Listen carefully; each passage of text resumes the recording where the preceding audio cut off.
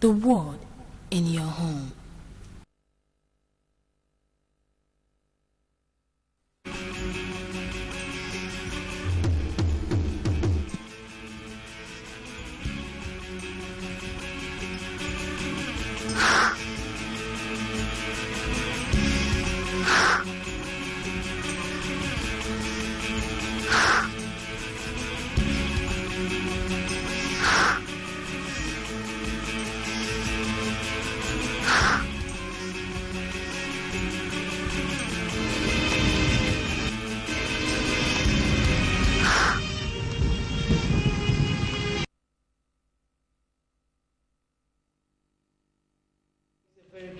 Thursday morning, and I welcome you to the One Stop Breakfast Show on MCL TV.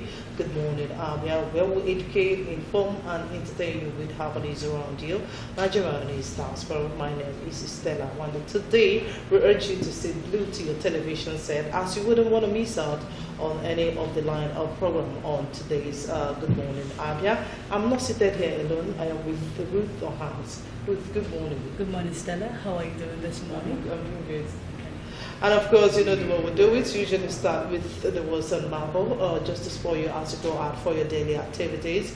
And on today's words and marble. Today's words and marble is coming from Dale Carnegie. It says, "You never achieve real success until you like what you're doing. You never achieve real success until you like what you're doing." Dale Carnegie. It simply means that whatever you're doing, if you want to be successful, there's need for you to like that thing you're doing. It brings out the best in you. You know, it makes you put more effort. But if you don't like what you do, if you lose interest. If there are areas you need to top up your game or to do something that will promote you or that will bring real success, you wouldn't want to do it because you don't like what you're doing. So we're just urging our viewer this morning to keep loving what you do, because if you do that, you tend to achieve success. Ruth, I don't know if you have something to add to what the Voice of Marble has for us this morning. You know, yes, I really agree I concur with Dale Carnegie on that. You have to love what you're doing, because that is when the passion comes in, and that is when determination comes with the will to succeed, and because you're not forced to do it. It just comes naturally.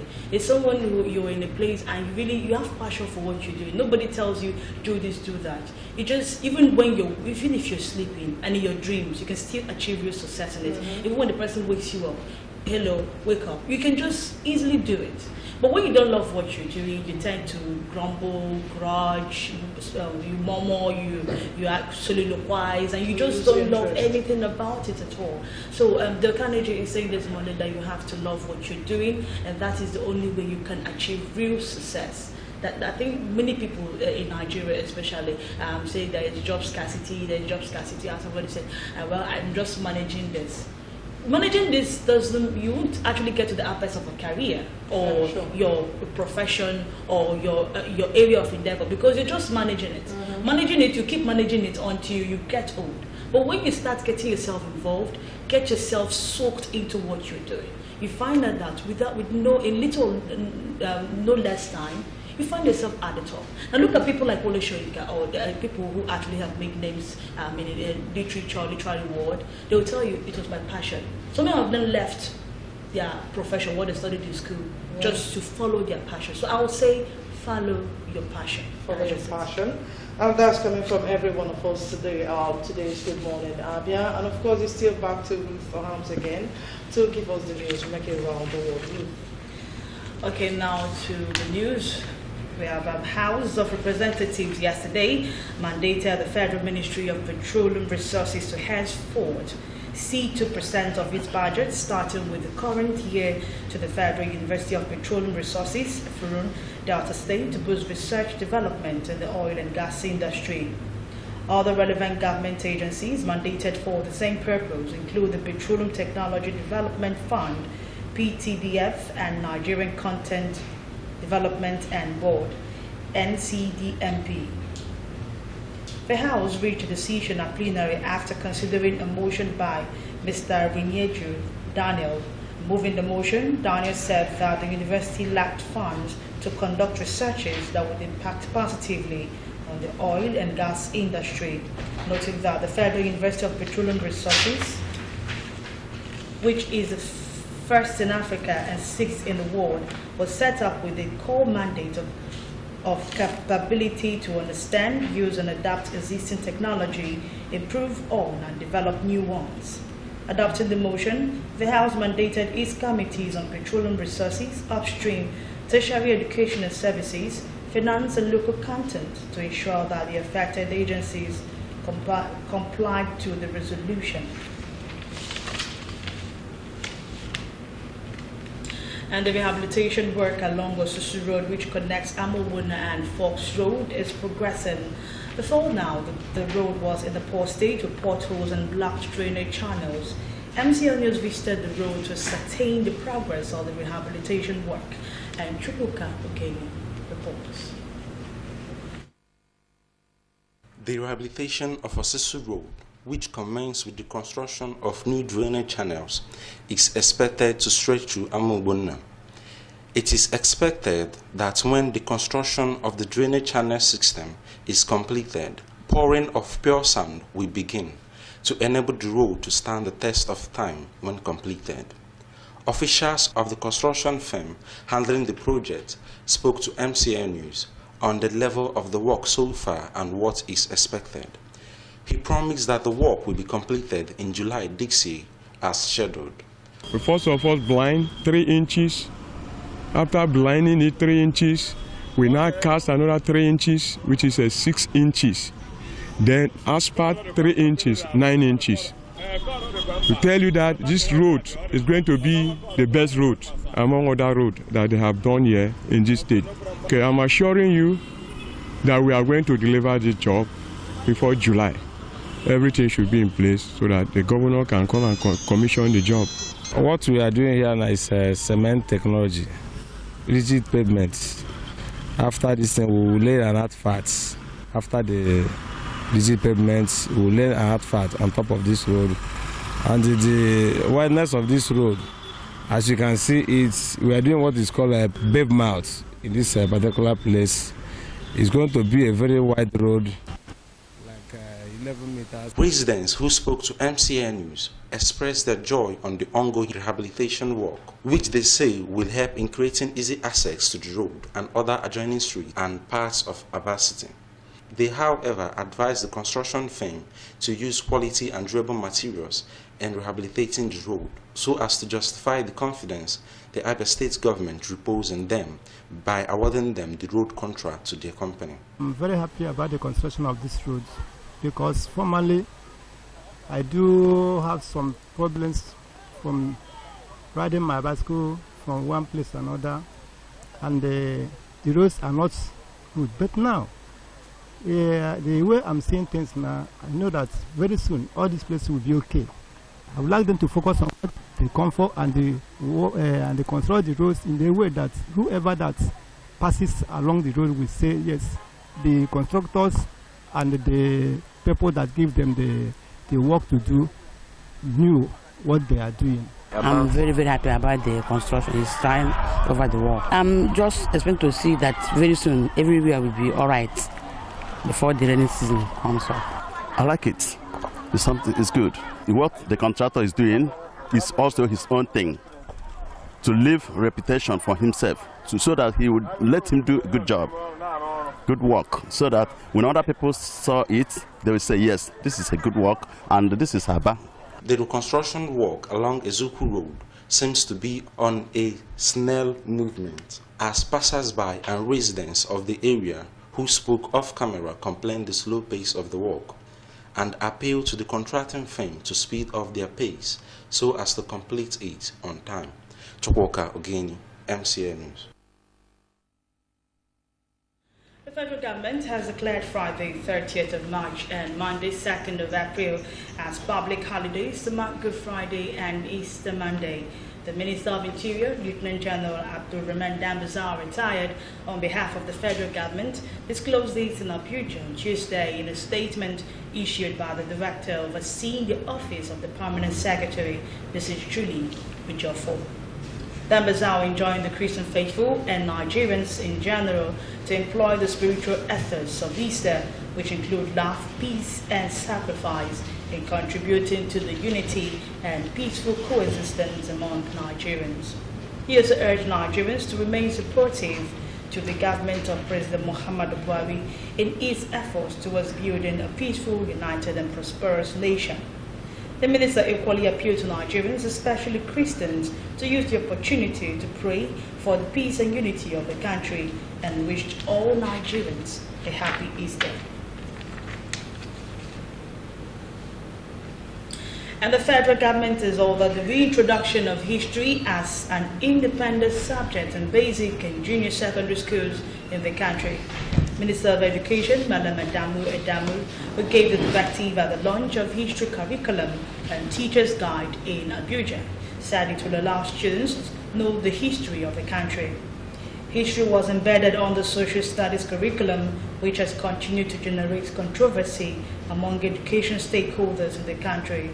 Edamu said the importance of history to nation building, national identity, patriotism, and overall human development cannot be overemphasized. The minister said that the desire to realize this and the clamor for the reintroduction of history informed the government's decision to restore the teaching of history in Nigeria's primary and junior secondary schools. Also, the minister said that the Federal Ministry of Education has developed a strategic plan, Education for Change, a ministerial strategic plan from 2016 to 2019, which contains several initiatives. He said that the initiative was approved by the National Council on Education during its 61st ministerial session in September 2016. And following the development, the Nigerian Research and Development Council was directed to carry out the disarticulation of history from the social studies curriculum. In his remarks, the Minister of State for Education, Anthony Amoka, said a nation without history is a nation without a better future, as it cannot understand nor address present situations, saying that in order to move the nation forward and make it play its catalyst role as instrument for human and national development, there is need for the reintroduction of history in schools. A kidney disease specialist, Dr. Chimezie Okwonu, has expressed worry over the increasing rate of kidney diseases in the country. Dr. Okwonu spoke during an exclusive interview with MCL News. He warned that people should take precautionary measures. Emmanuel Wanzwe reports. Every year, Nigeria joins the global community to raise awareness on kidney diseases, the prevention and cure. In spite of this annual awareness campaign, the number of people living with this ailment in Nigeria has continued to witness astronomical increase. A recent statistics by the Nigeria Association of Nephrology indicate that 25 million Nigerians suffer kidney failure, while about 18,000 need dialysis yearly. With only 160 nephrologists, a ratio of less than 1 per 1 million population. This, a nephrologist, Dr. Chimezie Okwonu, described as worrisome and pointed out that hypertension and diabetes were the major causes of kidney diseases. We are worried about the number of people that have kidney failure, and the statistics we have also showed that 1 out of every 10 Nigerians has a kidney disease. He also listed poor dietary habit and negative lifestyles such as smoking, excessive intake of alcohol, bleaching of the skin, and many others as contributing factors to kidney diseases. Uses a lot of bleaching creams, as some of these bleaching creams contain mercury in order to bleach properly, and as it is bleaching the skin, it is also penetrating the blood vessels under the skin, and it's also bleaching the kidney. Other things that are contributing to this is some food that contains sugars, contains salt, contain unspecified items. The time you keep on consuming,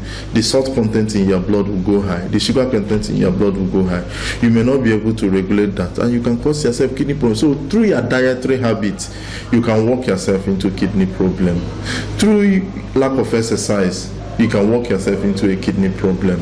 Through not controlling your smoking and alcohol intake, you can work yourself into a kidney habit. These are some of the lifestyle measures. On the remedy, here is what he has to say. If you know that in your family kidney disease runs in your family, then you have to adopt lifestyle measures to prevent the development of other diseases. Like you have to take lifestyle measures to avoid being obese. You have to take lifestyle measures that will control your blood pressure. You have to take lifestyle measures that will avoid you getting into sugar problems. If you are using bleaching cream, stop it. If you are still smoking cigarettes, stop. If you are taking too much alcohol, reduce. If you are hypertensive or diabetic, control your sugar and your blood pressure very well. In Abia State, there are only 5 dialysis centers, and each dialysis session at these centers costs between 25,000 and 26,000 naira, with a weekly cost of 120,000 naira. With this information, precautions should be taken by all and sundry to remain healthy. Emmanuel Wazwe, MCL News. The Katsina State Police Command said it recovered no fewer than 198 illegal arms from herdsmen and cattle rustlers in the state. Mr. Mohammed Wakili, the Commissioner of Police, disclosed this at a news conference on Wednesday in Katsina. He said that the recoveries were sequel to the directives given by the Inspector General of Police to that effect. He said that most of the arms were recovered from herdsmen, cattle rustlers, and other criminals. Wakili explained that the arms included 20 AK-47 rifles, 10 pistols, 2 G3 rifles, 8 pump-action rifles, and 2 SMG. Others were 70 locally made pistols and 1 locally made rifle, 80 locally made Dane guns, 5 double-barreled guns, 840 ammunition, and 30 magazines. He said that the police will continue to recover illegally acquired arms from the public.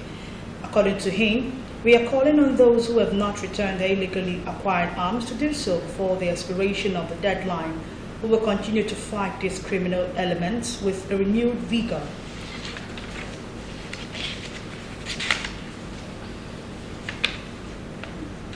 U.S. President Donald Trump decided Tuesday to end the protected status of thousands of Liberian migrants to the United States and gave them a year to the country.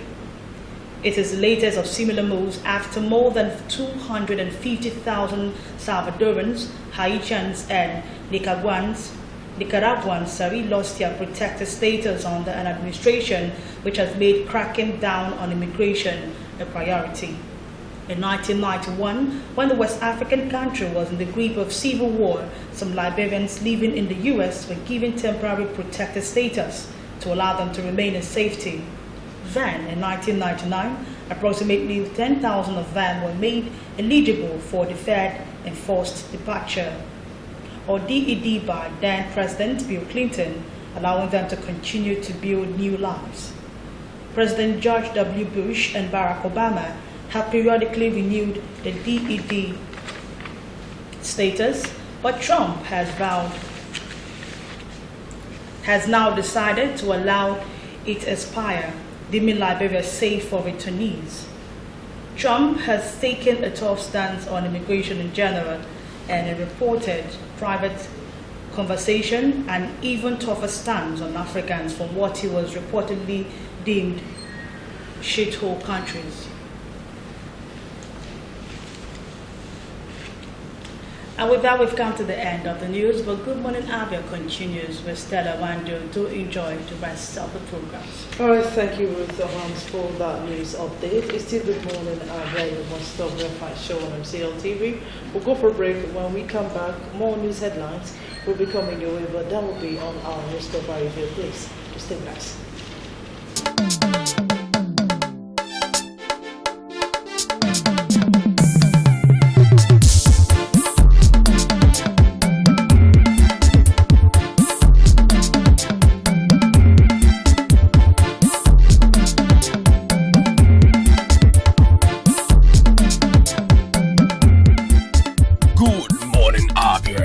One-stop breakfast show on TV.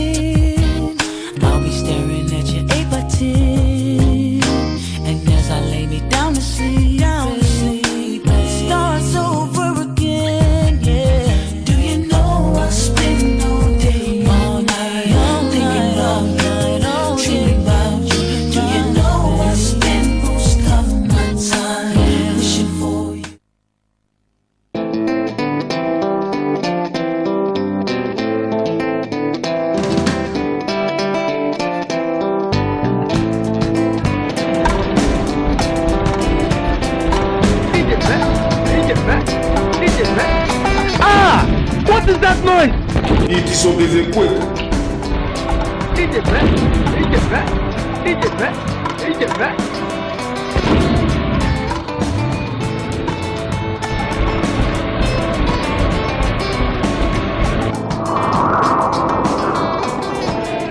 What did they have?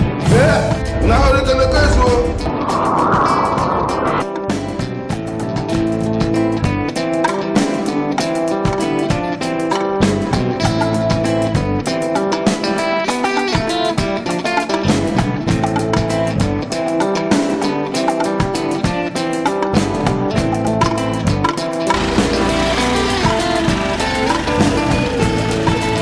Okay, so the Okay, so.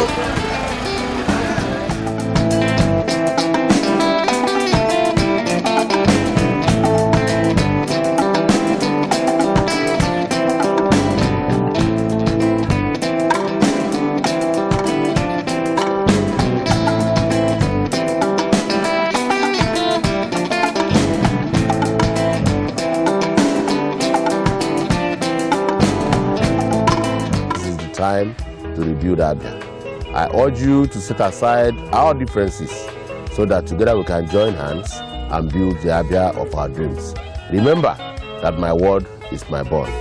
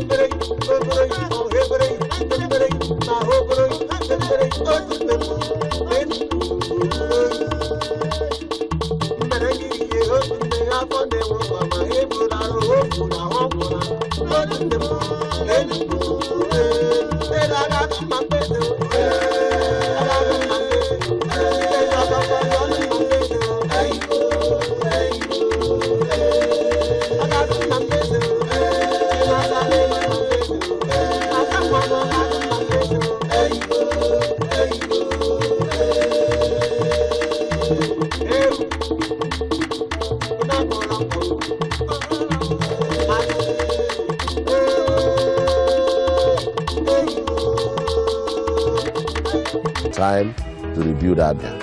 I urge you to set aside our differences so that together we can join hands and build the Abia of our dreams. Remember that my word is my bond.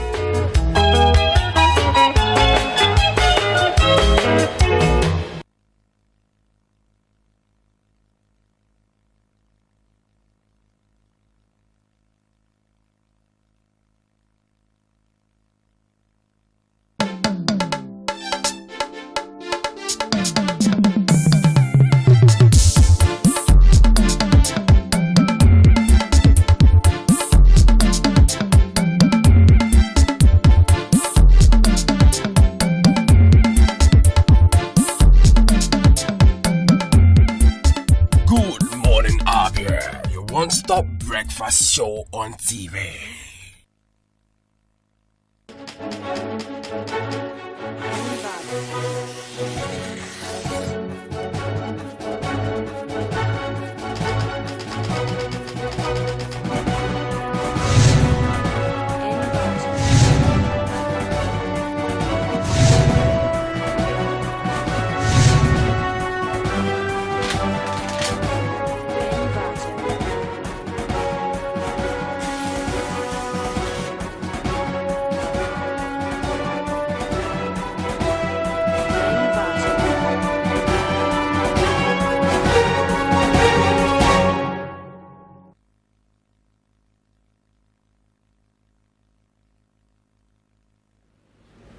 Alright, thanks for staying with us. It's still Good Morning, Abia, your one-stop breakfast show on MCL TV. It is now time for us to tell you what the papers have in store for us.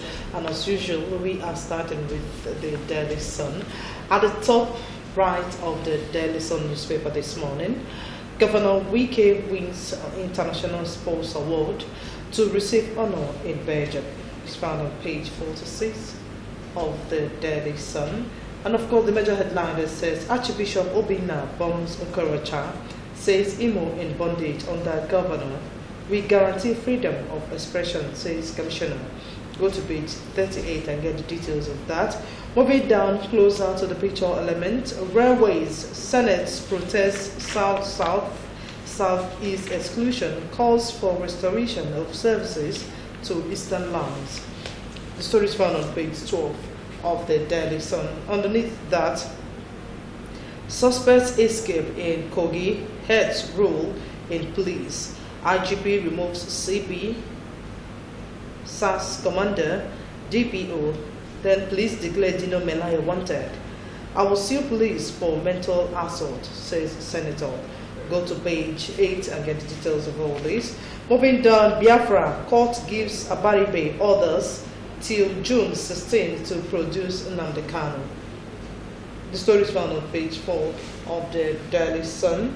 Now, beneath the picture elements, Anambra to implement new salary regime in July. Go to page 37 and get the details of that. Now, straight up to the back page of the Daily Sun newspaper. Louis Obi, can see it at the top there. Can US triumph over Trump? Go to page 16 and know why Louis Obi is asking that question, if US can triumph over Trump. Go to page 16. Now, closer to that, Newton Jubino wanted billions. Don't blame corruption. Nigeria is cursed. It is found on page 36 of the Daily Sun. Moving down, coming from Amanzobe in his column, Broken Thorns, he says, when reality is a latecomer. When reality is a latecomer, you can see the picture elements of Danjuma, a retired general of the Nigerian Army and former Minister of Defense. Now, go to the back page and get the details of that. Moving down on Citizen Joe, you can see the old man there with his walking stick, sitting down, feeling like being just sitting down there. Now, it says, Nigeria investors' plight worsens as MMM founder dies. Now the response there said, oh God, save the souls of MMM members in Nigeria. And that's it with the Daily Sun newspaper this morning. Ruth, tell us the paper you have for us. And of course, today's paper, The Nation, has lots of amazing headlines. There was that from the top left, where we see the picture of the Gala, Speaker House of Rep. Lawmakers pass petroleum industry governance bill is with 5% fuel levy. Lawmakers pass the IGB with 5% fuel levy. You can get that on page 2. Away from that, you're seeing Governor of Rivers State, Yesu Wike gets AIPS Africa Power of Sports Award. Wike gets AIPS Africa Power of Sports Award.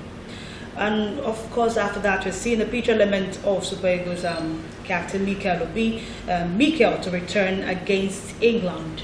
But before that, we're seeing another headline there. Melaya's accusers escape from custody.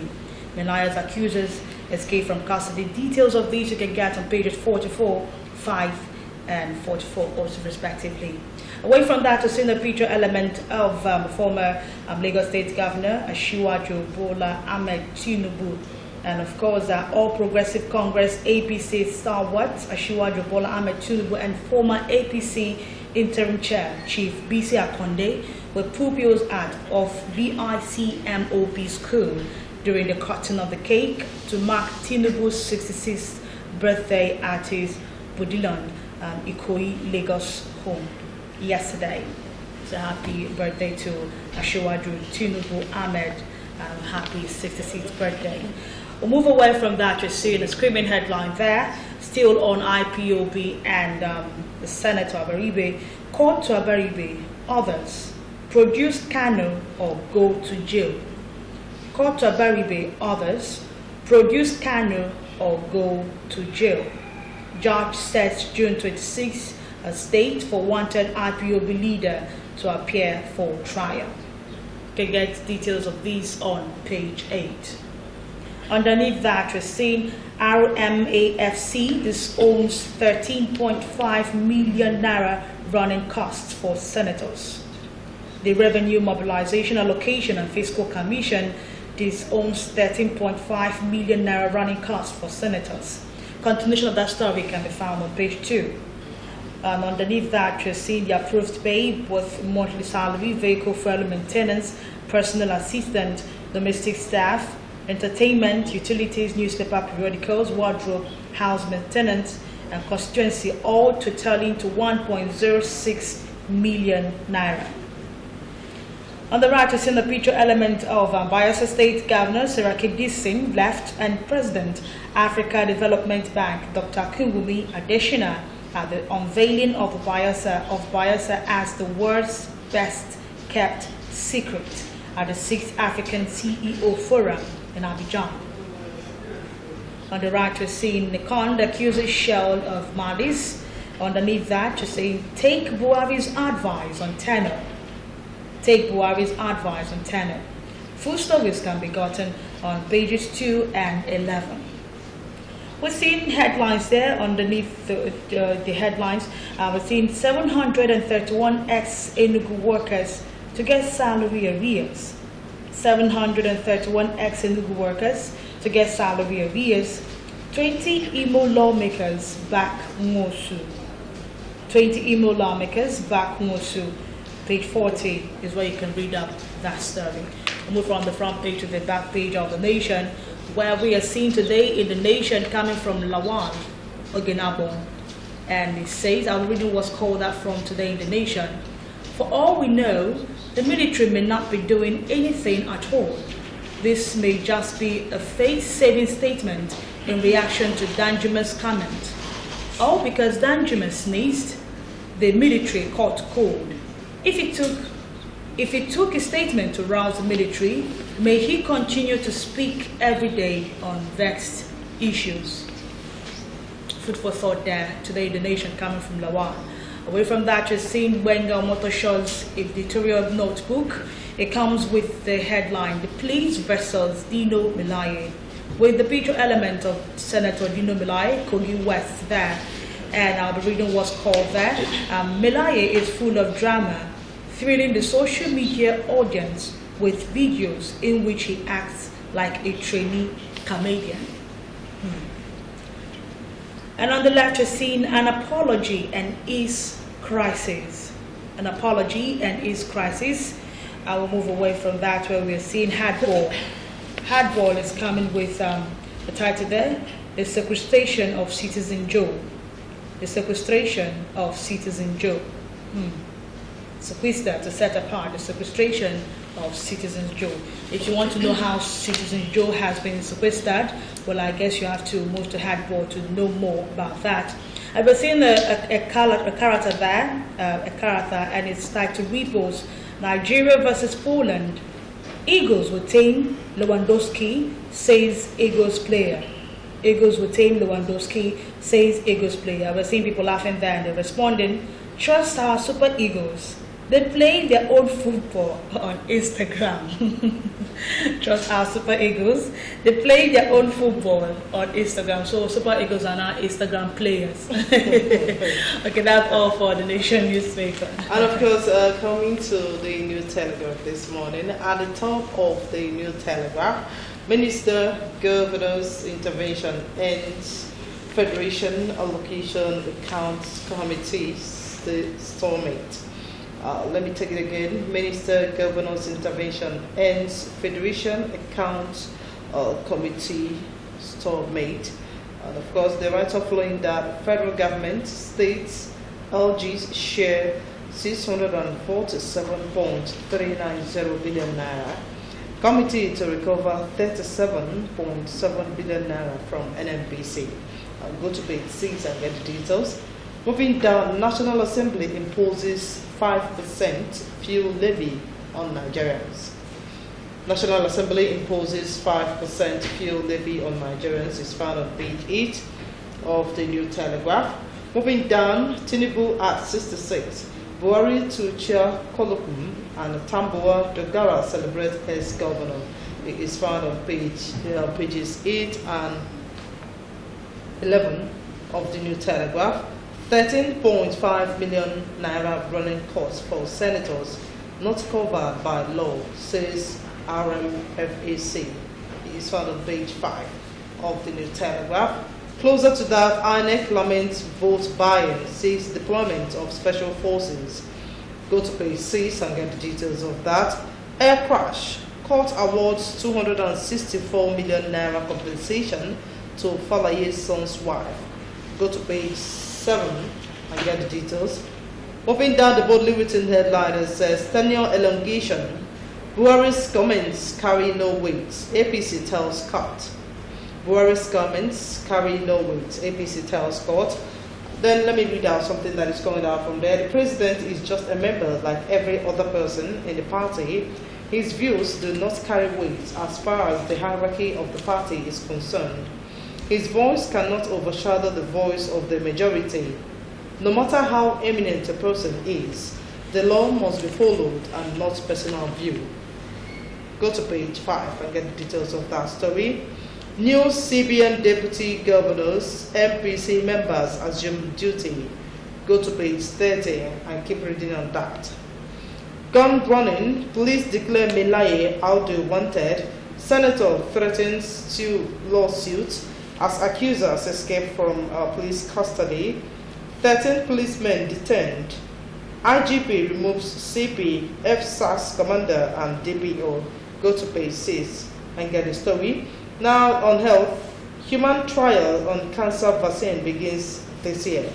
Go to page 8 and get the details of that on health. Now straight up to the back page on Marble. The best argument against democracy is a 5-minute conversation with the average voter. Coming from Winston Churchill. That's on Marble. Then on sports, technical committee demands input in World Cup list. That's the headline where you can see the picture element of the Super Eagles manager General is found on page 37 of the New Telegraph. Moving down, Lee Sharibu in the forest with Christ. It's coming from from Ike Aboni on Political Musings. It says Lee Sharibu in the forest with Christ. You can see the picture element of the only girl in the custody of the Boko Haram that has refused to be converted. Now let me read out something that is going out from that. The Dapchi girl, even in the forest, has shown her captors the light and has gone further to demonstrate that Christ is indeed the Lord of even the forest. And with that, we find on today's newspaper review. And of course, that is it with the newspaper review. Ruth Hams, I don't know what you have to tell us concerning the headlines that we just read out to you this morning. Are there headlines that you really want us to look into a bit? INEC is lamenting vote buying, seeking deployment of special forces. And of course, they refuse to tell us that on New Telegraph, the one that says INEC is lamenting of vote buying. Now, where is this cry coming from? You begin to ask yourself, who and who is buying the votes? Maybe they have. If someone sent a lot, people are trying to buy votes. Mm-hmm. INEC promised a free and fair election come 2019. So I think there must have been something that prompted this alarm by INEC. And for INEC to have set this alarm, I hope it's not actually against one political party or against some candidates. But we hope that INEC actually keeps to their promise of giving Nigerians a credible election come 2019. Okay, and it says the independent National Electoral Commission, INEC, has called on the Inspector General of Police, Ibrahim Idris, to deploy special forces to combat the incidences of vote buying at polling units during elections. Okay, I think we now know what they're trying to say, but if they should do it, I think it will go a long way, and of course justifying their call for, and of course telling us that they are going to give us free and fair election come 2019. Okay, in the absence of any other headline to discuss, that is a good newspaper review. All right, it's Good Morning, Abia, your one-stop breakfast show on MCL TV. Immediately after the program, just go to the nearest vendor, buy any of the papers, and read more on the headlines that we just read out to you this morning. And you're still on to Good Morning, Abia, your one-stop breakfast show on MCL TV. We'll go for break. When we come back, it will be time for us to discuss. Please do stay with us.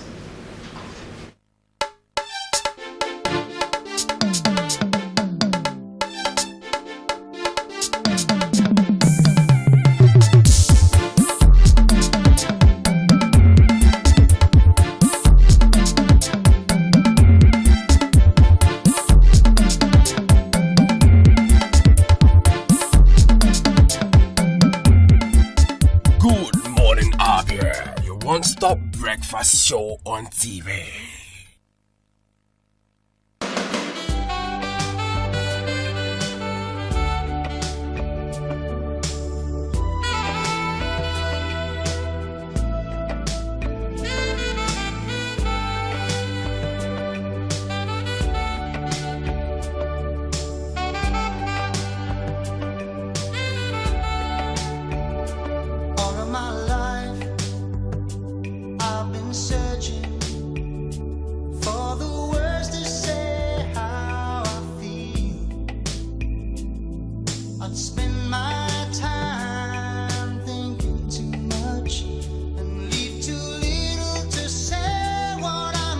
For inquiries and booking, contact Address Hotel and Suites at number 18 Opobo Road, Obo Hill, Aba. Telephone 081 000 00895 or 081 000 00896. Address, the pride of hospitality and tourism. Have you heard of Prescal World and Heaven Options Limited? Prescal is a home of the red image right here in Abia. Why go to Lagos or Port Harcourt for your direct image jobs? Come to Prescal World and Heaven's Options located at number 145 Azikiwe Road, Abia for perfect cover page, journals, magazines, brochures, and flyers. We also offer printing services in digital flex and billboard, window graphics, posters, stickers, heat transfers, ID cards, complimentary cards, monogram, and car branding. Heaven Options offer you entertainment services like event management, ambulance services with well-dignified undertakers. We can also boast of 3 months ordinary program in computer training, 6 months certificate in computer training, and 1 year advanced certificate in computer training. Why not visit Prescal and experience that quality jobs? For inquiries, call 080-33-22-6115, 070-40-24-7196, 070-84-69-8165.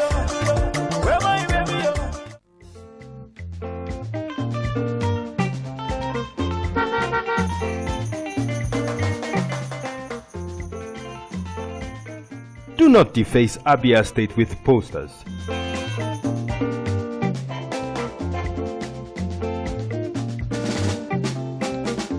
Do not defecate on our streets. Do not litter Abia State.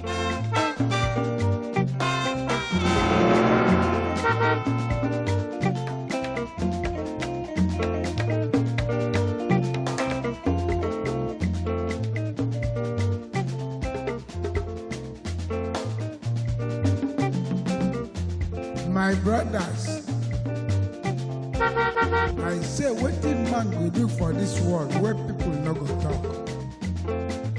If you chop, Do not urinate in public places. you no chop, dem go talk. Wetin make you do for this world? say make we dey do the things wey we carry for heart. Na so world want am. Abi no be so? Keep Abia State clean. This message is brought to you by MCL TV.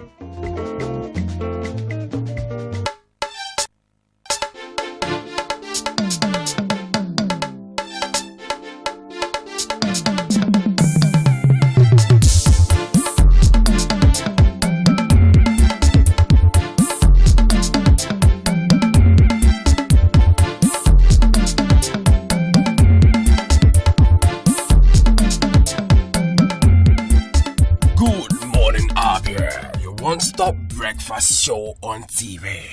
It's 5 a.m. here in the East, so let's get started. Good morning, everyone. Welcome to Early Start. I'm John. Bonjour, Gwendoline de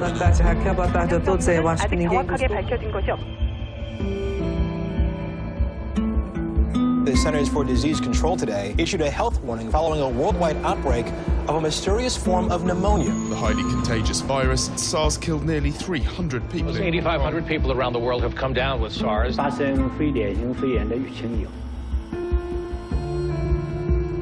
The World Health Organization has declared a swine flu pandemic. Spread of the H1N1 swine flu. The outbreak is spread widely and cannot be contained. I think we can contain the spread of this Influenza pandemics must be taken seriously. A big outbreak of the deadly Ebola virus has killed more than... The Ebola outbreak that started in the West African country of Guinea has now spread. Our people know nothing, there's no cure. They don't have the resources to actually Governments around the world are considering new measures. And I'm calling from the New York City Health Department. Temperature reading from last night. The U.S. Department of Agriculture confirmed another case of bird flu. 1.5 million state turkeys have been killed to prevent the spread of it. It is really critical that they control this. We have to respond to the challenge. 3 latest victims of the new respiratory virus called MERS have come from Middle Eastern countries. They believe it originated in bats or camels. Causes pneumonia and rapid kidney failure. As the Zika virus continues to infect people across the globe. The outbreak started in Brazil, suspected link to severe birth defects. Zika typically is transmitted through mosquitoes. When the weather starts to warm up, more of those mosquitoes could start coming north. Because I believe there is such a thing as being too late. There is a growing concern. It's also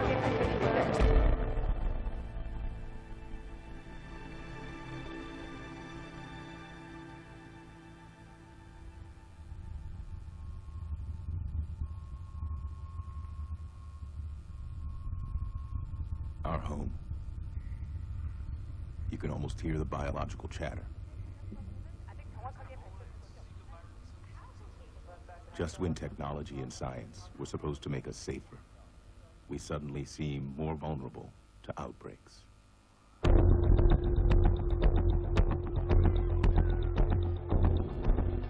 Whether we like it or not, our world is globalizing ever more. And that's not only true for markets and for production, but it's also true for behaviors, for diseases. So we're more vulnerable because of our mobility. Secondly, we're far more people, and we're also living more and more in very crowded cities. That's fantastic from the perspective of a virus, because in no time it can infect hundreds of thousands of people. Over the last 3 decades, there have been about 30 newly emerging diseases that have the potential to be pandemics. If we do nothing, it's not a matter of if there will be a global pandemic. It's just a matter of when and which virus and how bad. The world changes around us at increasing speed. We cause a lot of that change. Migrating into cities, stripping the earth of its resources, and altering primeval jungle. We are seeing whole entire ecologies, that which you can see with your eye and that which you can only see with a microscope. One system after another, completely reshaped. In every case, this affords opportunities for viruses and bacteria to seek out new homes, cause new havoc, including disease for human beings. When contagion happens, life alters in an instant. We don't feel safe. We lose trust. Fear spreads very quickly when you have an infectious disease outbreak. Communication is so much more pervasive. People know what's happening in another part of the world so much more quickly, so much more vividly than ever before. So the contagion of fear moves faster than the contagion of the pathogen, the disease itself, and the fabric of society starts to deteriorate. There's something that destroys the soul of a community that happens when an epidemic is out of control. It's not just the large number of casualties and the deaths, which are itself unthinkable, but it's what it does to the social fabric of a community or a nation.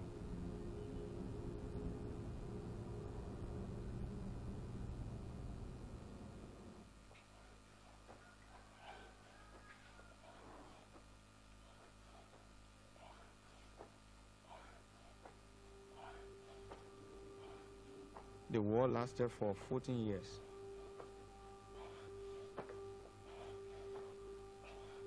I was quite little, but I still remember vividly everything that I saw.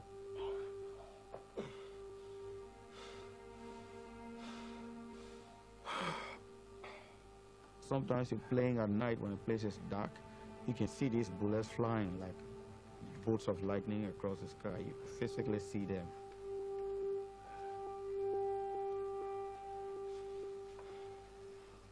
My father will bundle all of us up, and we hear the opposite direction. Huh? You know the bullets are coming from this way because you hear the sound coming. And you see the soldiers going that way to go and fight it. So you know you have to go the other way. But look at Ebola. How are you going to protect yourself? You have an enemy you cannot hide from. You cannot run from Ebola. Where are you going to go? Who are you going to run to?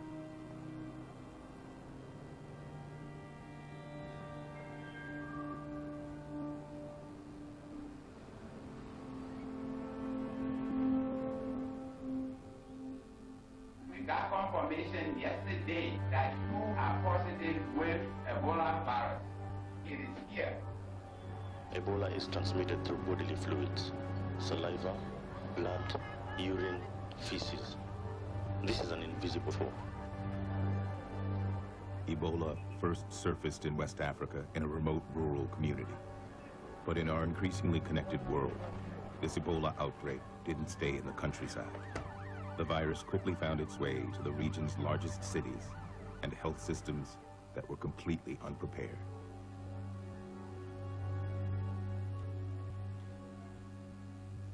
I graduated from med school 2 years ago.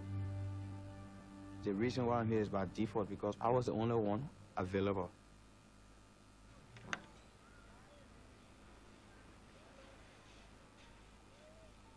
I'm a general practitioner, and I got 1 day training to get prepared for this. Mohammed Kamara, come sit down for me.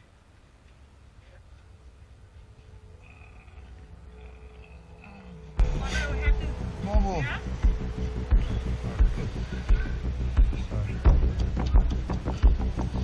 When we started admission on August 17, the following morning, there were ambulances lined up at the gates.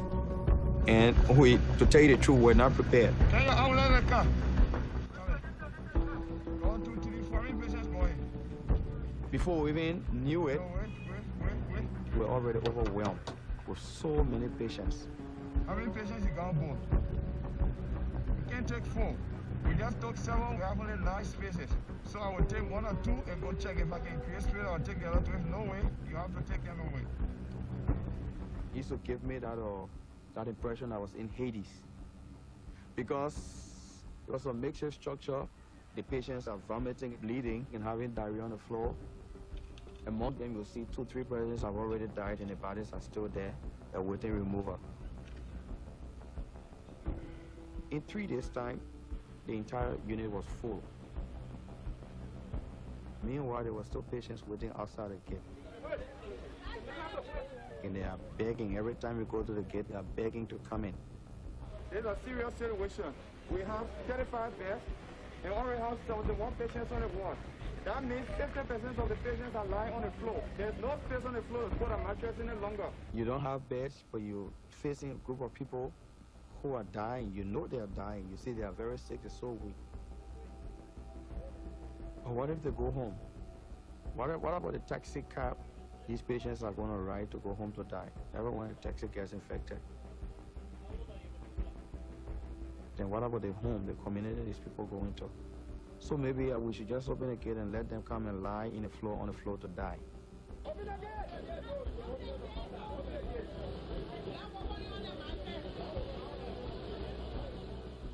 So we just open the gate and just let them in. Sometimes 16 persons, sometimes 20 persons. And we'll be there for 3, 4, 5 hours trying to give them fluids, antibiotics, and other medicines. And then it never ends. As you are walking out, a new patient is walking in. And then when you go home and come back the following morning, there are 7, 8 deaths overnight.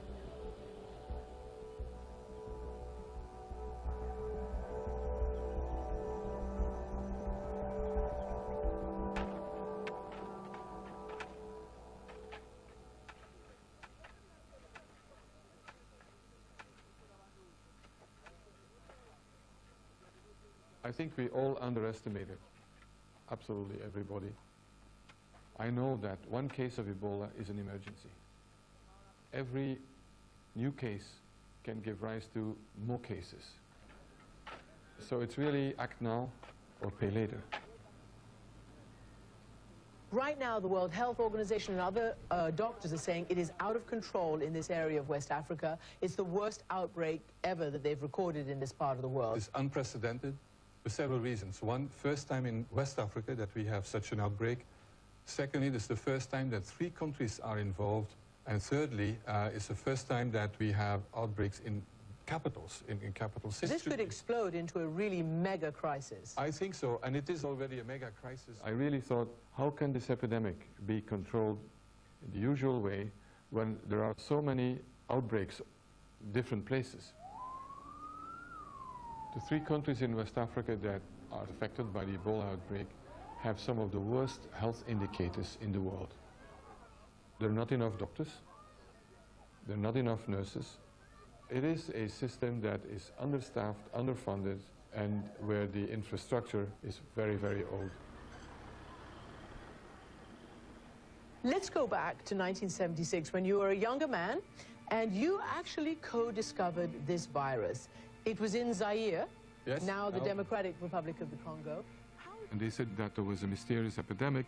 This was very lethal, high mortality. There were nuns who had died. A small group would go to the mission where the epidemic had started, apparently.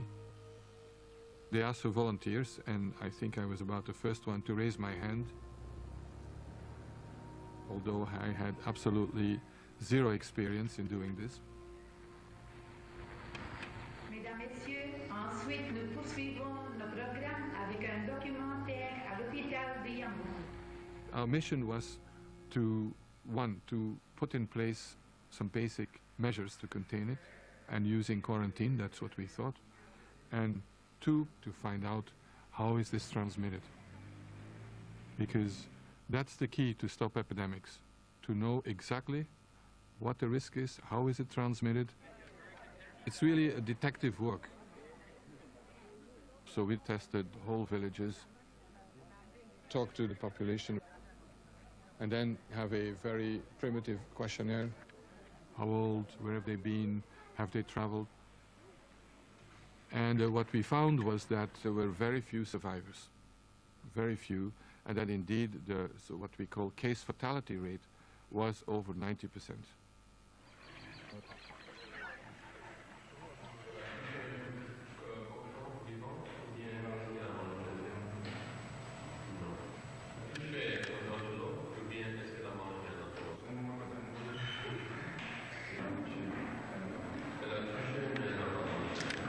nearly all new viruses come from animals. I mean, we're also an animal. We're, human primates. So during the outbreak, we started collecting samples from all kinds of animals. I even took blood from pigs because a number of pigs had died at the beginning of the epidemic, so we said, you never know. But we didn't find any trace of Ebola. My boss at the time, Stefan Patijn, had always told me, watch out for the bats. And it became a bit of a joke. But the old man was right, because the only reservoir that we think where Ebola is hiding are some kind of fruit-eating bats. When I was a child, I really liked to read all these, science fictions. I realized science is really fantastic. You can't find something new. So this is why I'm working on emerging and re-emerging bacteria and viruses. I think for the Ebola, when you put all the data together, the transmission rules or cycle is clear. So definitely it's from bats. And then you have an intermediate host. It could be some mammals in the African region, and then to the human beings. I could also be directly from bats to humans. You can see Ebola, SARS, and MERS, all these viruses, they are from bats. So bats is a very serious problem.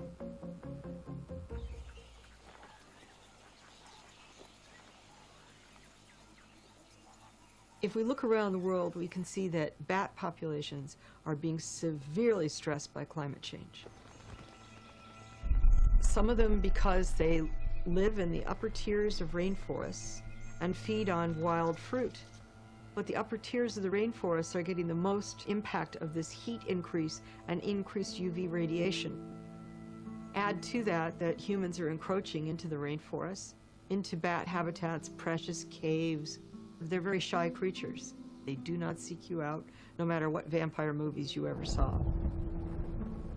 As humans encroach, we see more and more bat populations starving and coming into human habitation areas to feed on our agricultural production. And in the process, they're passing their virus on to other animals and to humans. We are imposing changes in the microbial world willy-nilly, thoughtlessly, and we do so at our peril. We have dramatically increased our contact with animals in a variety of ways. Through deforestation, industrialization of agriculture, and vastly increased consumption of animals. HIV spread out of Africa from a few monkeys and chimpanzees to infect millions of people on every continent. SARS jumped from a bat to a civet cat to a villager in China to more than 30 countries in a matter of weeks. Animal and human health are completely linked.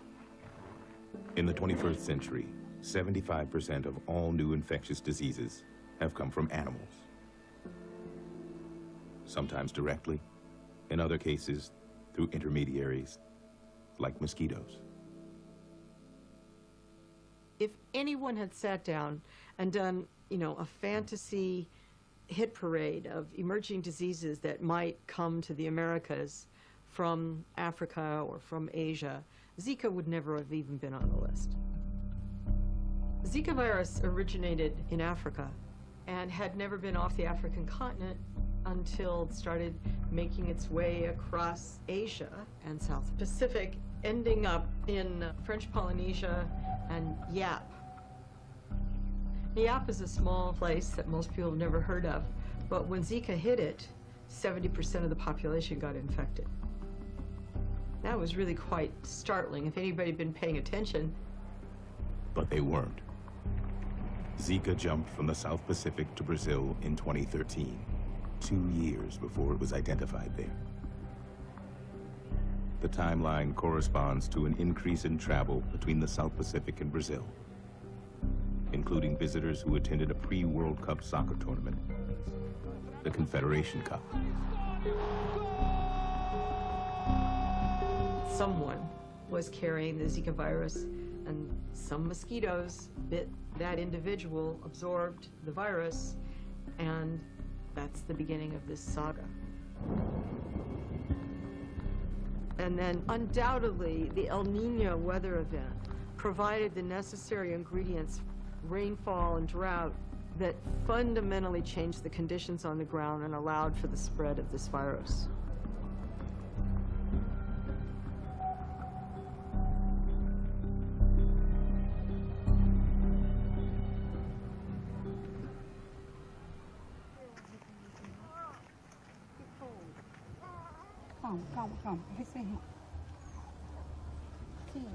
Na frente de casa tem também o esgoto a céu aberto, porque nós não temos saneamento. Só tem mato e muito pernilongo. Foi por isso que ficou fácil para que eu pegasse. Pegar ele para fazer o almoço dele. Pode ficar aqui, minha mãe. Não sei. João Guilherme nasceu com microcefalia. Tá com o pulmão cheio de novo? De novo. Ela disse que ele continuasse assim, eu levasse ele para emergência. A parte mais difícil, primeiro, foi quando ele nasceu. Porque quando eu vi o meu pitoquinho desse tamanho, com a cabeça toda enrucada, eu choro 1.500 vezes. Foi? Deus tocou meu coração, foi amor imediato. Tudo tá girando em torno dele. O almoço de João. Quando eu olho para ele, quando ele ri, quando ele levanta a cabeça. É muito intenso, é muito diferente, porque minhas filhas, eu sabia que elas iam me dar isso naturalmente. E João é uma busca muito grande para que ele pegue um objeto, para que ele olhe para você, né? Para tudo. É isso.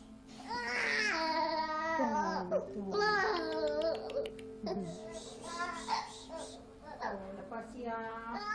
Vamos pra floresta. Cadê a mamãe? Olha. Pega o brinquedo. Aqui. Sim. Pega o brinquedo. Pega. Sim, coisa linda. Que coisa mais linda. Sim. Segura. Sim, segurou.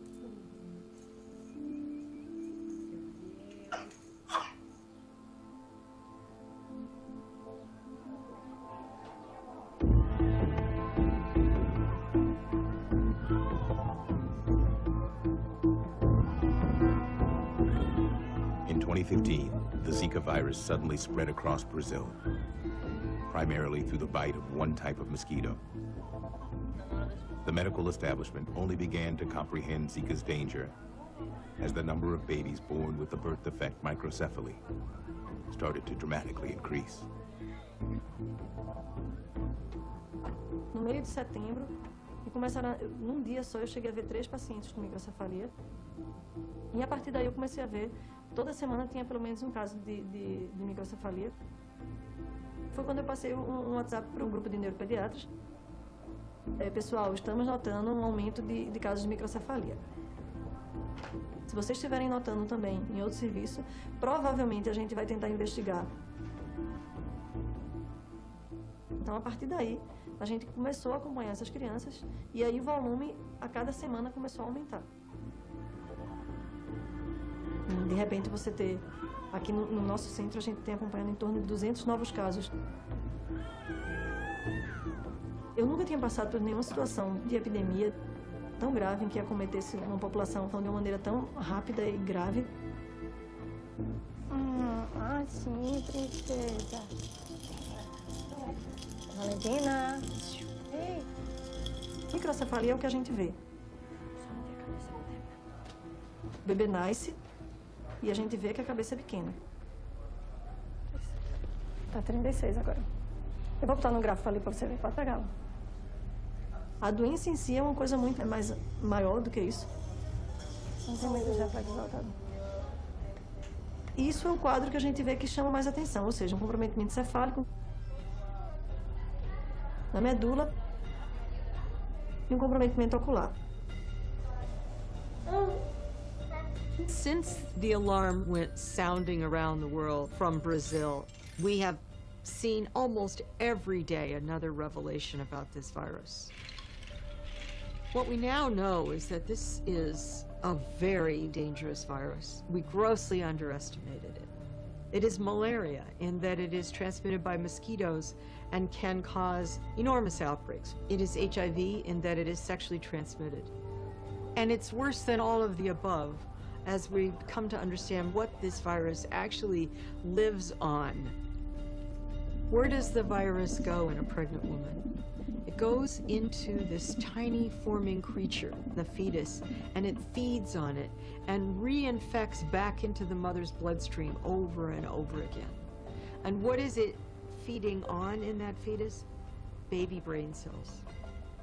And so every single part of the brain of that developing child is damaged. The Zika virus affects its victims in a completely different way from the Ebola virus. What they share in common is how fast they can move, randomly attacking some while sparing others. Some epidemics grab our attention, while others, in spite of the larger number of victims, remain more hidden.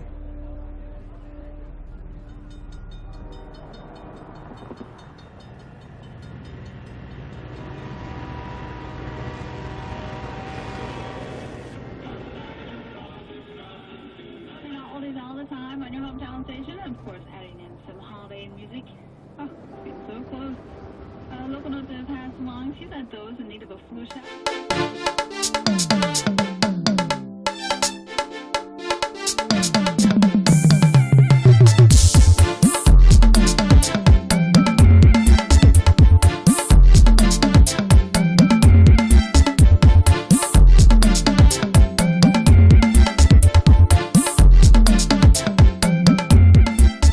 Good morning, Abia, your one-stop breakfast show on TV.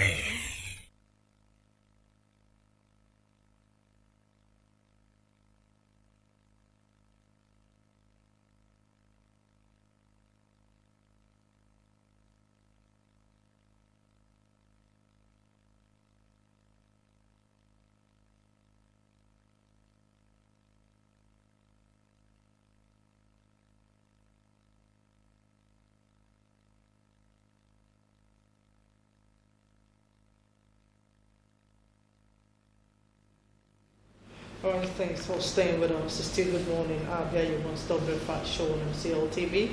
It is now time for us to discuss.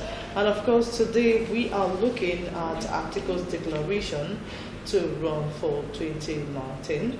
And of course, we have our comrade Uche Umeku who will be discussing with us on today's program. Comrade, good to have you on the program this morning. Yeah, thank you, Stella, and good morning, Abians. All right, so Nigeria's former Vice President, Atiku Abubakar, has officially declared his intention to run for the 2019 presidential election on the platform of the People's Democratic Party, PDP. His declaration came a few months after he left the All Progressive Congress, APC. Atiku made his position known while addressing stakeholders of the PDP drawn from the 23 local government area of Rivers State at Government House, Port Harcourt. The former vice president said he decided to announce his intention in Rivers State because of Governor Nyesom Wike, who he described as a life off to the PDP. He said that Wike reminds him of what he presented in 1998 and 1999. He said that under the present APC-led federal government, the entire economy had collapsed. The Adamawa-born politician further said he had the capacity to move the country forward following his track record as the then former vice president of Nigeria. We all know what we have gone through in this country in the last 3 years. I can tell you throughout the whole of today that where the PDP left us in the last 3 years, whether in the education sector, in the health sector, or in the economy, we have been going down in every statistics. That is why I have offered myself to run for the office of the president. These are the words of the former Vice President, Atiku Abubakar. Now, Comrade Uchemeko, when you had the declaration of the former Vice President to run for the office of the President, what was your reaction? Yeah, my reaction, shouldn't be anything outside what it's supposed to be. Yeah. It is a game of politics, and everyone is entitled to vote or to be voted for. Yes, if you look at yourself and you believe that you have the wherewithal, that you have actually studied the situation and that you can also take the country or the state forward.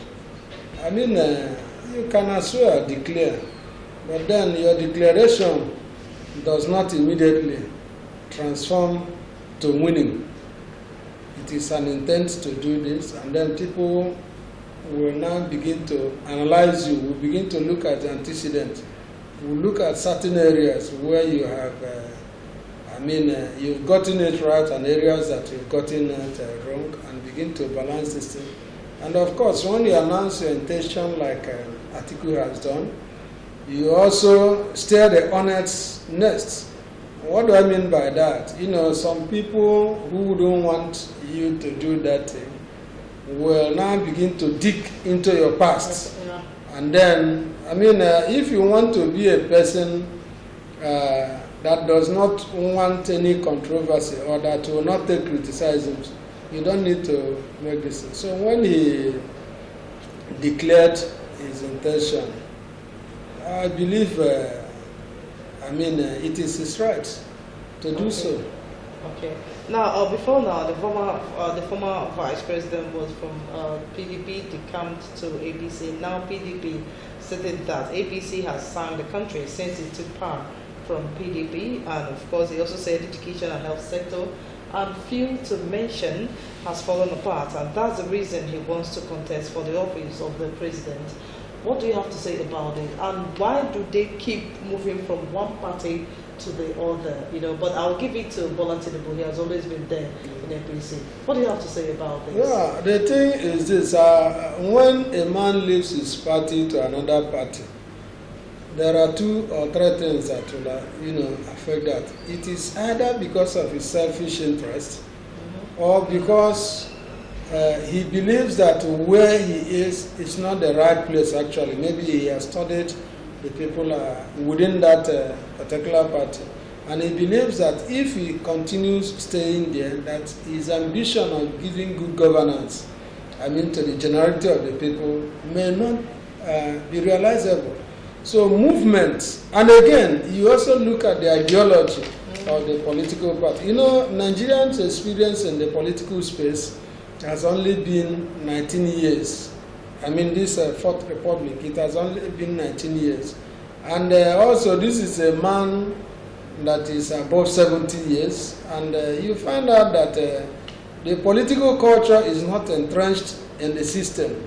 And so, when he starts out from the beginning, he's also testing the waters, and then moves to the other one. Also find out that where the party that he left to a new party is better than the one that he has joined. And then when you have incohesion in the party or impunity ruling the party, certain things will also begin to happen. But then, like you said, Bola Tinubu has always been there in one party with one ideology, but in the name has changed from AD to AC to ACN and to APC.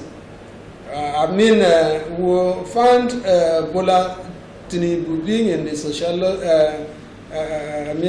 social democratic dispensation. That is his ideology. It's about socialism. That's the way I look at him. Even though there is a mix of capitalism, extreme capitalism in his approach to politics. Yeah. So I believe,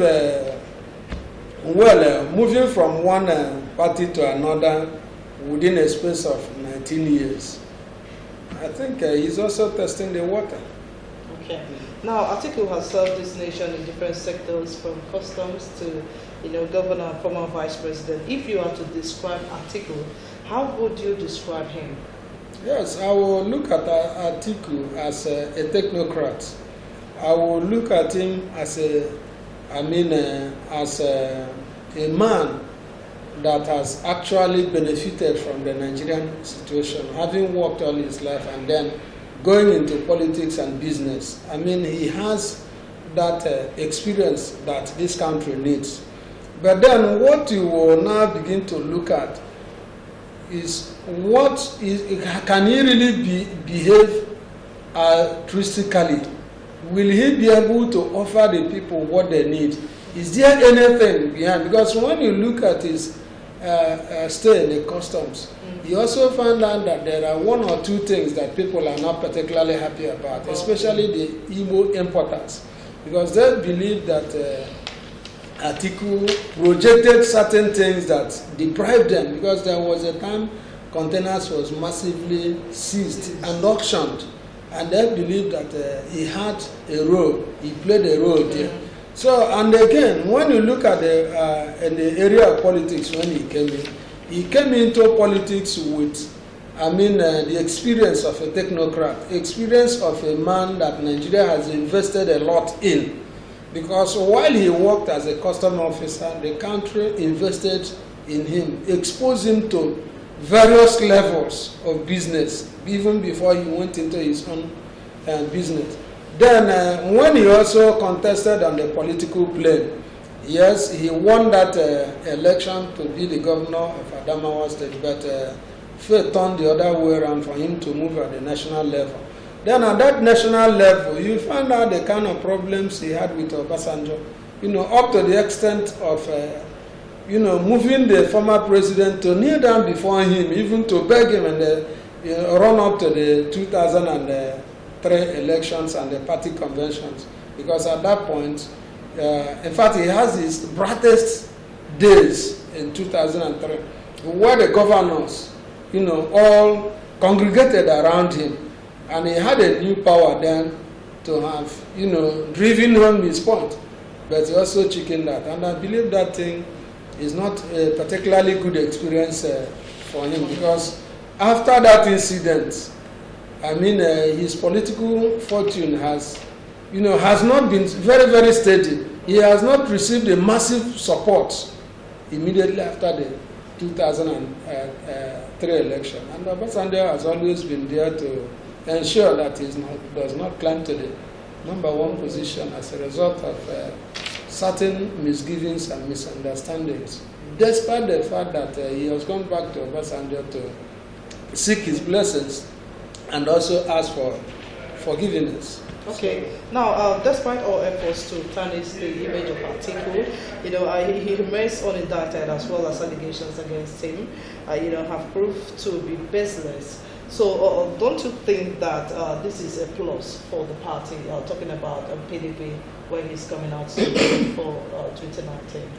Yes, Atiku going back to PDP is a plus for the PDP. Okay. Especially given the state of events that PDP has found themselves. Because if you look at PDP now, you cannot say they are focused as far as political leadership of this country is concerned. They don't have a notable name that can project them, that can really galvanize the support they need. So he's coming back to PDP. It's a very big plus for PDP. It's helped PDP rev up their political machines.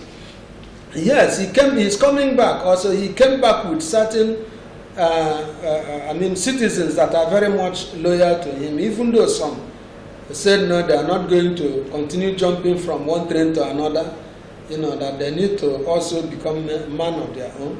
Yes, it's going to PDP is a very good sign. It also sends a signal to APC that yes, there are people there with experience who has also seen their backyard. Because you see, when you go to war and you lose a general, to death, it is a minus. But when you have a decamped general, that person defects to another, to your enemy, it is is a massive blow, because he's going out with a lot of experience he has. He is also leaving certain persons in that other party that will begin to give him certain strategic information that they need. So I believe that at this particular time, whether Atiku will win the election or whether even PDP will give him the ticket or not, but it is important, he's coming back into PDP. It's a very good plus. If PDP, the hierarchy will, make this thing, if they understand how to harness and galvanize the support that this man is bringing. And again, you see, the declaration of Atiku in River State shows us one thing. It shows us the kind of new love is trying to project to the people of River State. And don't forget that Nwike is a henchman, he's a very strong man. Politically, he can give a lot of support that you cannot discountenance. He at least is building a base there. And the second is also is from River State. It also shows that he's very loyal to the party chairman, the present party chairman, and he will want to work with them. So I think Atiku's presence in the PDP is a welcome development. I love that, so that there will be a lot of balance, so that APC does not have to work with this reckless impunity that I see them work. They are not trying to take the people along with them. They don't want to carry the masses along with them as far as what the massive outcry and a lot of things, so that they will realize that along the line that somebody is also there to take over. All right, thank you so much. It's your Good Morning Abia, your one-stop breakfast show from the Omnipsia TV. The line will shortly be on the screen for you to be part of today's program. Call us and tell us what you think about Atiku's declaration to run for 2019. The line is on the screen, and don't forget that you must reduce the volume of your television set for easy communication. Now, let's go back and look at politicians, the campaign. Atiku left PDP, and now what do they do, and how will this affect us? We have barely 1 year to 2019 election. Are we still expecting more people to come to some other parties? Of course. I believe that as the days draw nearer to the election, I believe some politicians will become. Then what will be his effect? Yeah, the effect is that you will now begin to, the effect on the party they have left may not destabilize that party so much, and it will depend on the influence the man leaving, the influence he commands in that particular party.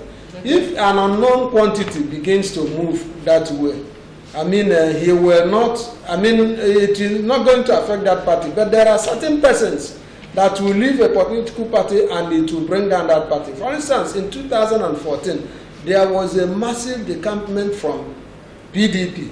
And you could see it was as a result of that massive decampment from PDP that also brought PDP down, whether we want to accept it or not. Because their movement will signal to the generator of the populace that something untoward is happening in this particular party. And unless where this thing will not have effect on the fortunes of the election, will be their fortunes in the election, is where some persons are craving for relevance. Because there are spoilers, there are certain persons in a political party, all they need to do there is to use it as an avenue for their voices to be heard, and when they don't get this kind of thing, they will move.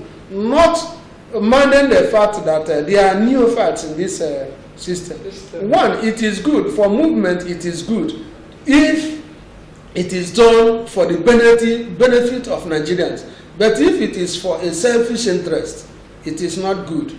Now, like when these other people left PDP to APC, they were leaving because of massive discontentment in PDP, because of the level of impunity that PDP has carried out. But again, you also see from this party they have joined now, the APC, you can see that all they were in PDP, they were just mercenaries, soldiers of fortune. They were only interested because now that they have gotten to APC and has won the election, for goodness sake, they cannot even get themselves together. There is still a lot of altercation. There is still a lot of, issues that is not supposed to rise. When you go to war or when you are playing games and you win, you're supposed to have stability in your home. Yeah, sure. But when you win and there is still confusion in your home, there is still accusing fingers, it means that these people that has come together are bandits. Their focus was to get something, but they have forgotten that it is not to get this thing that is the problem, but the sharing of the loot. That is just what I am seeing in that place. And of course, some of them moved so as to cover up and to really visit vendetta on the political party they have gone. Why am I saying this? You see, when these people left to APC, and APC is the ruling party now, what they are now doing is to use their political position to visit certain, certain roles they had in PDP. That is just the way I look at it. It's good for the country to a certain extent, but to a certain extent it is not good, especially where selfish interest is the order of the day. Okay, now, Comrade Uchemeko, let's look at Atiku's stand on restructuring. You know, he is the only Northerner who stands with the southern part of the country that supports the restructuring of the country. What do you have to say? Can this, not increase in support base? Yeah, well, his stand on restructuring is known, but then it is one thing to say something and another thing to carry it out when you come to the position, to the place of power. Looking at the way he has failed, based on the question I asked you, that he hasn't been accused of corruption or anything. Don't you think that his supporting restructuring will, build our confidence in people supporting him? That is what I'm saying. Now that he has not been accused openly, does not mean that the government is in power is not looking for a way to get him nailed. Okay. I mean, you cannot discountenance that. Okay. But the only thing is that they have not really gone down to pinpoint something. And again, if they have information, and that information will also affect the fortune of certain individuals in APC, they are not going to come out. Because it will be like opening the hornet's nest and then everybody will run for cover. You see, so that he is, that he is calling for restructuring from the north. What I'm saying there is that, do you know if he's using it as a political gimmick? After all, the present APC told us that when they come on board, that the issue of security will be taken care of, that it will be a thing of the past. They told us that the dollar will exchange for 1 naira. In fact, Saraki in 2015, I think that's February 2015, did say that if within 2 years that they have mounted the saddle of power, that if they don't stabilize everything and giving a better life and a new lease of life to Nigeria, that Nigerians should reject them. It is still there. That word is still there. Yeah. I have it somewhere because very soon they will start telling us stories again. And now, when you also look at the time that APC was campaigning, even the present president also carried his campaign to churches and mosques, especially the churches, allowed himself to be blessed in the churches. But now, what do you see? There are so many issues that shows that Christians are endangered species in this country right now. I can say it without any doubt in my mind, because like the Dapchi girl issue, the only Christian girl in the midst, is here because of her position. And now tell me, if the president was a Christian, the vice president, is a Christian, and the vice president is a Christian, and the Senate president is a Christian, and all the security architecture is manned by Christians. Are you telling me that no serious effort would have been made to attack this thing? So when politicians begin to move, what you look at their past life, you look at other politics in other clans. How do they do it? How do they come up with something?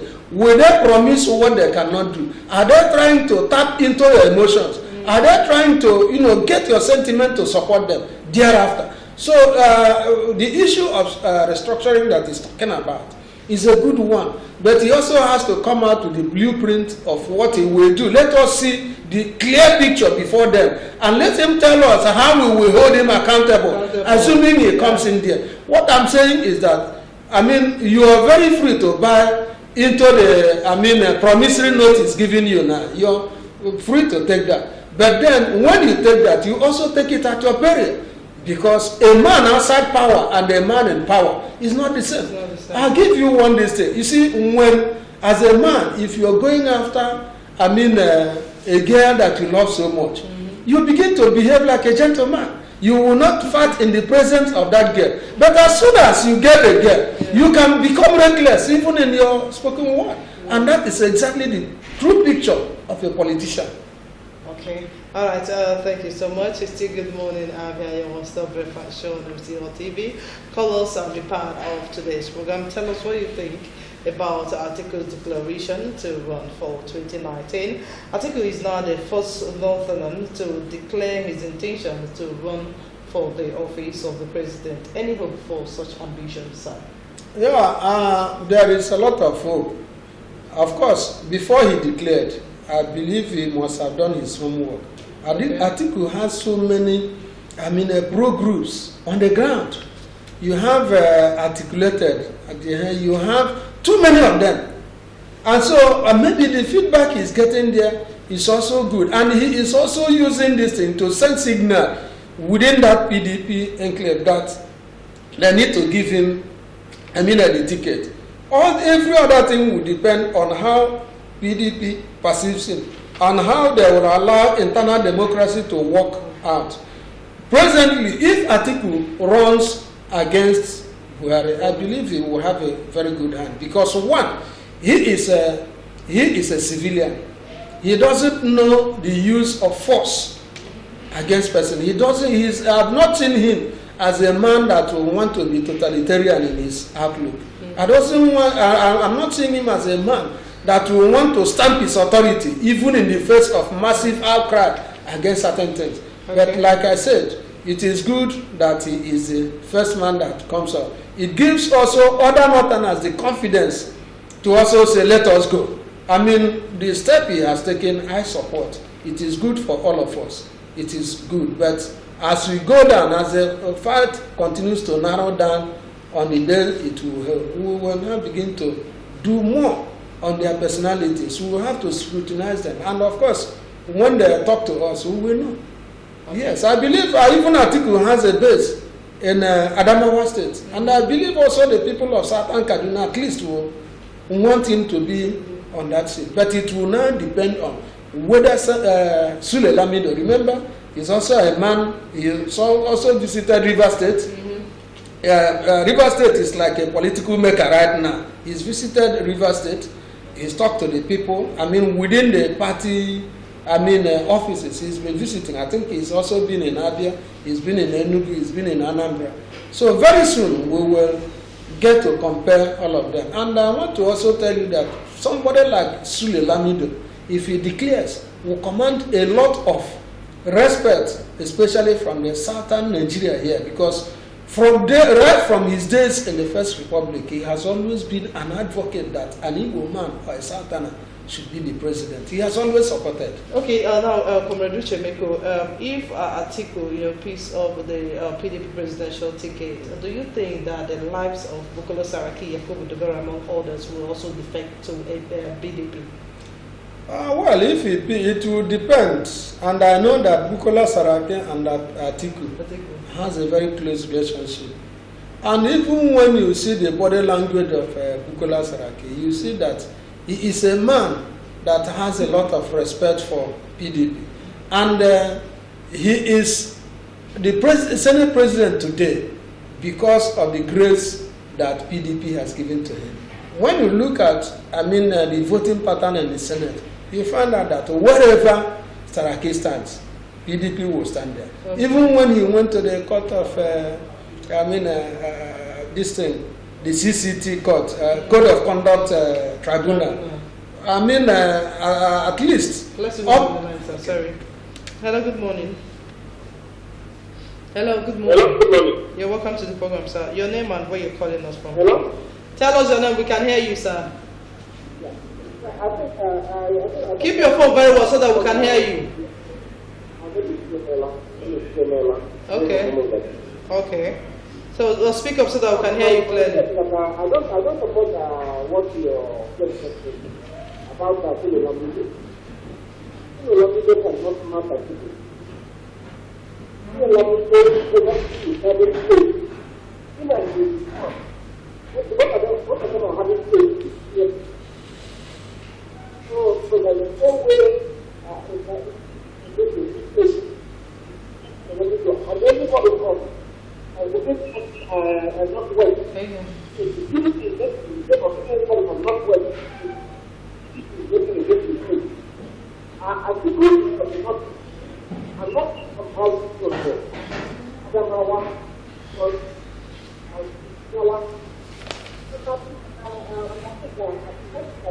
Hello, Chemela. We cannot hear you clearly, okay? So keep your phone very well so that we can hear you, okay? Speak up so that we can hear you. What I'm saying is that this is the mistake of Buhari and FDP presents Buhari will be hands down. Because most of them are coming are from the same zone. Okay. And Buhari is the polar within that zone. While I see coming from the north, and we have there has never been a president, nobody in Nigeria never contested president from through Nigeria from north. And meanwhile, you know that this is a state. Okay. So yes, I have learned that this man is a clean man. Has no bad record anywhere. He has the money. There was money there. And I think that we should keep here till the fact. Okay.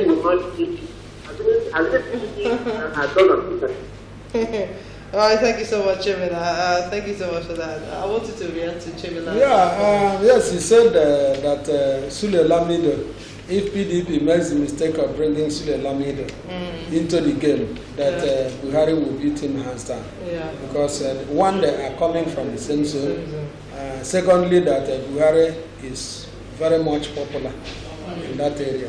Well, I want to tell us that something of politics is not political science, or politics is not an exact science.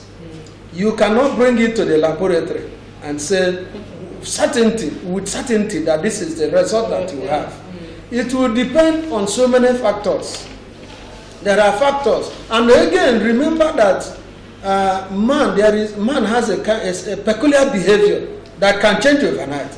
And in politics, a lot of things can change.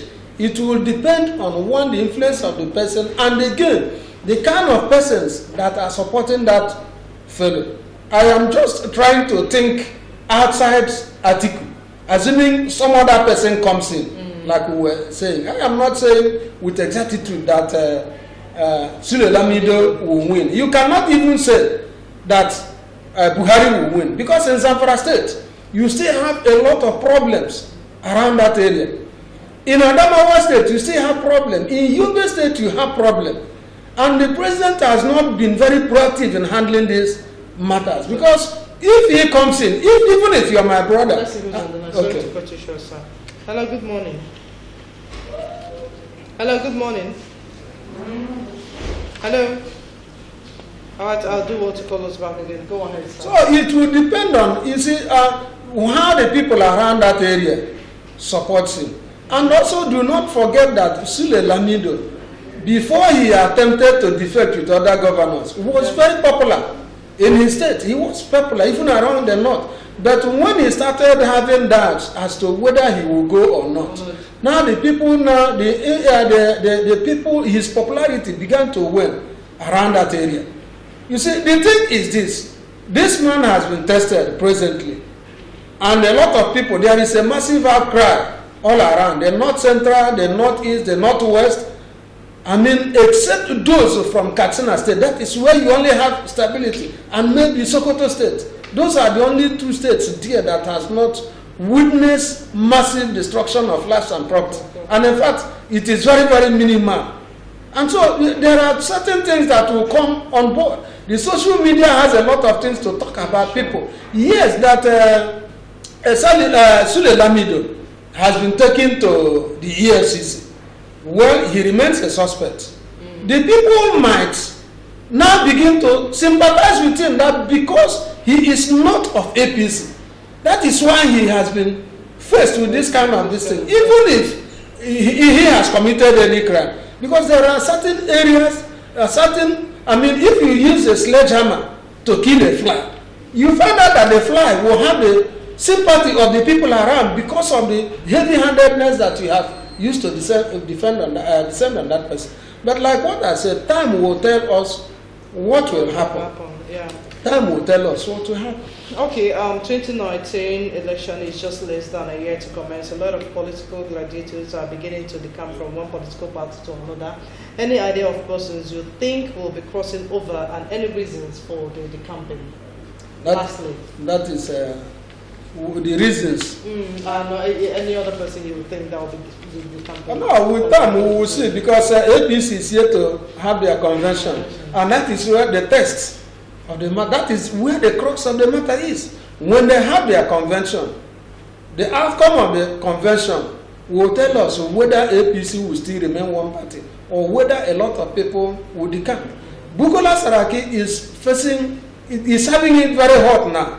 He is also trying to reach out to the president, and the president is not showing him that kind of thing. Look at what is happening between the National Assembly right now and the executive. That tells you that there will be a rejigging, there will be a lot of defections at the end of the day. Unless somebody gets the assurance or one that is having his ticket back, secondly, and that will drop whatever charges we have against him.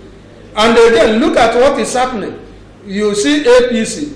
Buhari has come out now to say that he doesn't support panel elongation for Oyegu. And Oyegu's lawyer, Dauda, is saying that Buhari has no right to declare what will happen. That is only the convention and the party members that will decide. That, if you look at the way he described Buhari's this thing, you begin to wonder whether there is something that is underground that we don't really understand. Because I expect Oyegu in his reaction, because I take it as Oyegu's reaction, that he should have been very circumspect in attacking what Buhari has said.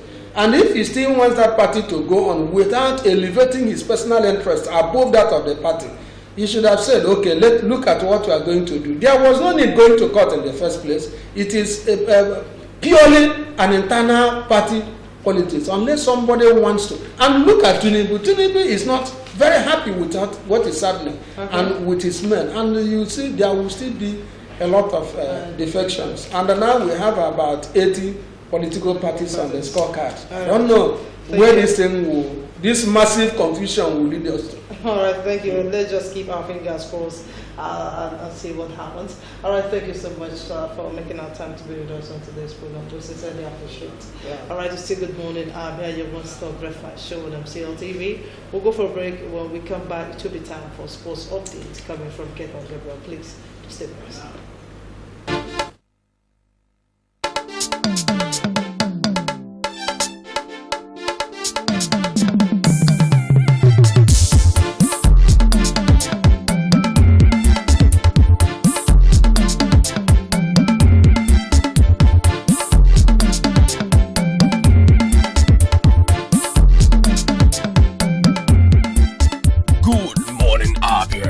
One-stop breakfast show on TV.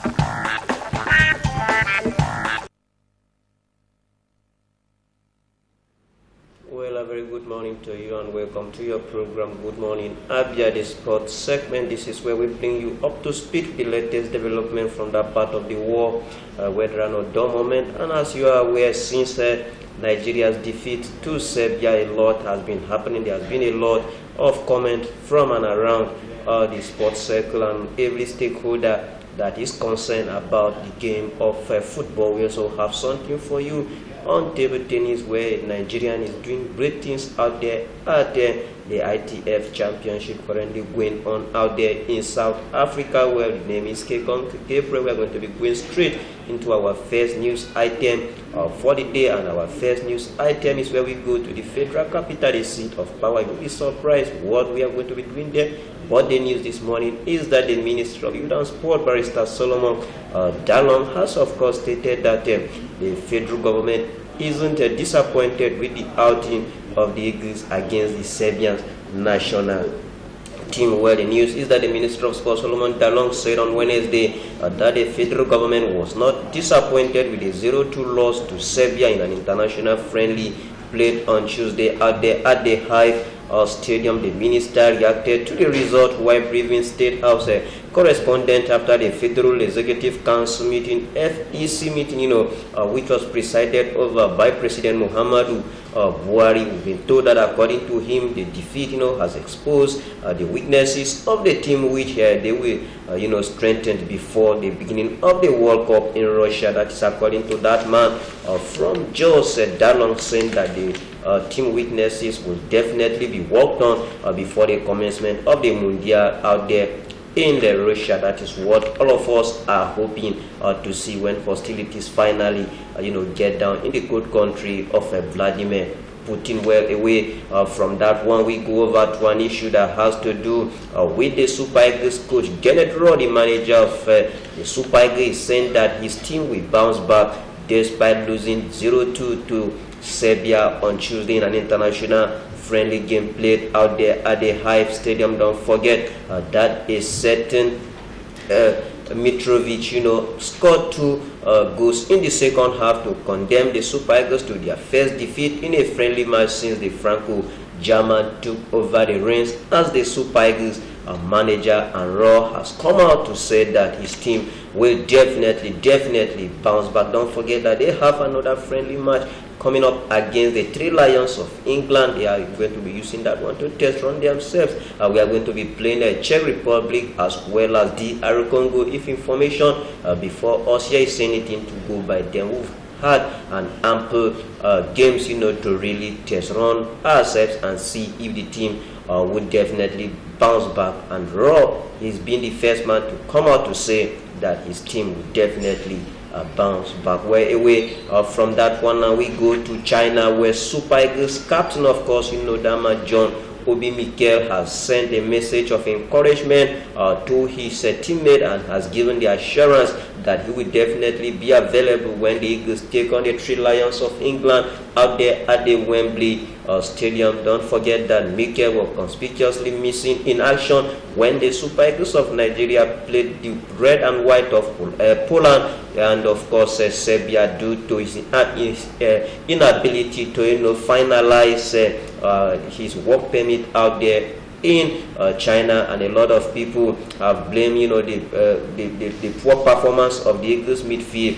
in the absence of Mikel, and that man has said that he definitely is going to be around to, of course, play a part in Nigeria's preparation leading to the World Cup, which commences in June out there in Russia. Where away from that one, now we go over to England, and in England we are going to be going to Arsenal, where manager coach Kenneth Rowe has called on Alex Iwobi to become a team player if he hopes to command a regular share in his team going into the 2018 FIFA World Cup.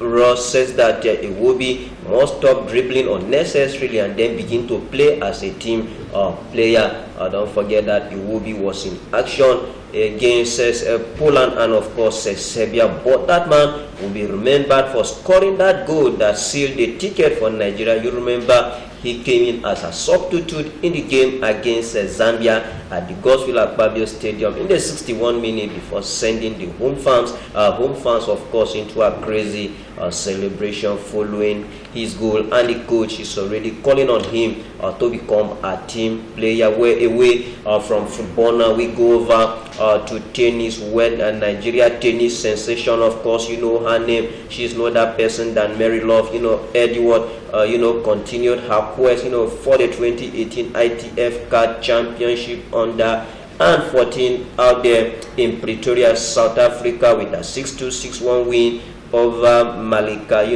Ramosewi of Mauritius, and however Usman, Kushimu, a fellow compatriot, could not progress as she lost 1-6, 6-3 to South Africa's Devon Shanhort in the first round out there in South Africa. It therefore means that Usman will not be playing any part in the ongoing championship, while Mary Love Edward matches on following her resounding victory. I'm sure to tell her that from us here at MCL and of course the Federation of Nigeria, especially table tennis lovers, are suddenly behind her as she continue her quest to write the name of the country in gold out there at the card championship. Where from Cape Town, this is where we are going to be calling it quit on today's edition of your favorite program, Good Morning Abia. God's willing, as this program returns tomorrow, Cape Town will always be on ground to bring you up to speed with the latest development. All right, thank you so much, Kekon Gabriel, for that wonderful update. And this is how far we can go. Thank you for sharing your time with us. I am Stella Wando. Join us again tomorrow for another wonderful edition of Good Morning Abia. Do have a lovely day ahead and stay tuned for Unasala Chegumaya. Bye for now.